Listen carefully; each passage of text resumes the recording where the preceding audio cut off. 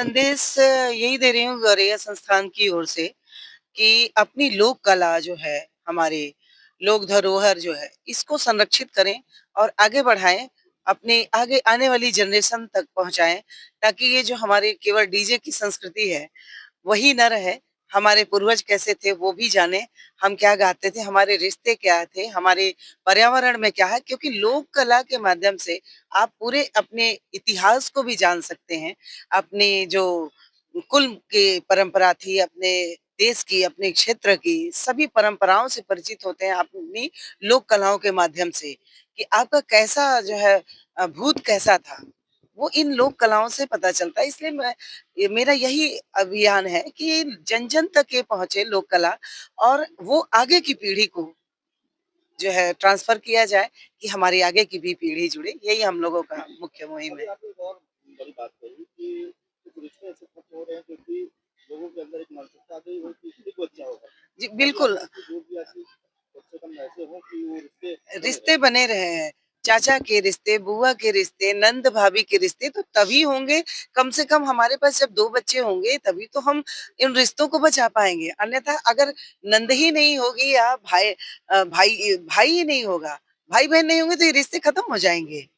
तो इसलिए मैं चाहती हूँ कि ये कॉन्सेप्ट जो है एक बच्चे वाला ये आगे की पीढ़ी में दें, ये ऐसा नहीं होना चाहिए। हमारे रिश्तों को भी बचाने के, और आप देखिए संसाधन बढ़ रहे हैं, पर लोग फिर भी उसके बाद भी डिप्रेशन में जा रहे हैं। तो गीत संगीत के माध्यम से ये जो गा रहे हैं हम सब, आप देखिए सभी लोग कितनी प्रसन्न है। हमारे यहाँ इसमें एक रागिनी तिवारी जी थी, वो यही आई तो वो बोली कि मैं डिप्रेशन में चली गई, जब से आप यहाँ आने लगी तो मेरा जो है तबीयत ठीक होने लगी। तो आप ऐसे लोग बहुत सारे जुड़े हैं, तो गीत संगीत ऐसा है कि आपको निरोगी भी रखता है। वो उसको मेडिसिन मानिए। एक तरह से सबसे बड़ा तो मेडिसिन का काम करता है।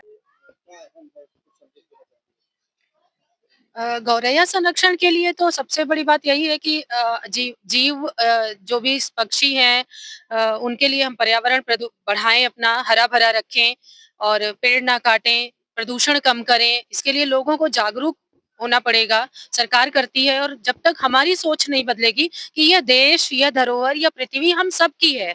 अगर हम लोग आए हैं तो इस धरती को कुछ दे कर जाएं, क्योंकि प्रकृति से हम लोग सिर्फ लेना सीखे हैं। तो दें, पर्यावरण को स्वच्छ रखें, हरा भरा रखें, क्योंकि ये विकास की दौड़ में, अंधी दौड़ में, जो टेक्नोलॉजी और ये सैटेलाइट के जमाने में इस कारण ही है कि गौरैया खत्म हो रही हैं। तो प्रदूषण कम करें और अपने आसपास सहजीवन बनाए रखें। जी, पर्यावरण से का संदेश मैं ये देना चाहती हूँ कि सबको अपने घर में, बहुत जगह नहीं फिर भी, पेड़ पौधों को लगाते रहें, और चिड़ियों के लिए पानी रखें, उनके दाने रखें। तो जिससे आते हैं, मैंने खुद देखा कि मेरे घर में मेरी बेटी रखती है, तो तब से काफी गौरैया आने लगी है, झुंड झुंड में आती है। तो आप उनको देखिए एकदम शांत होके, तो बहुत ही अच्छा लगता है। मतलब वो सुंदरता का शब्दों में बयान नहीं है।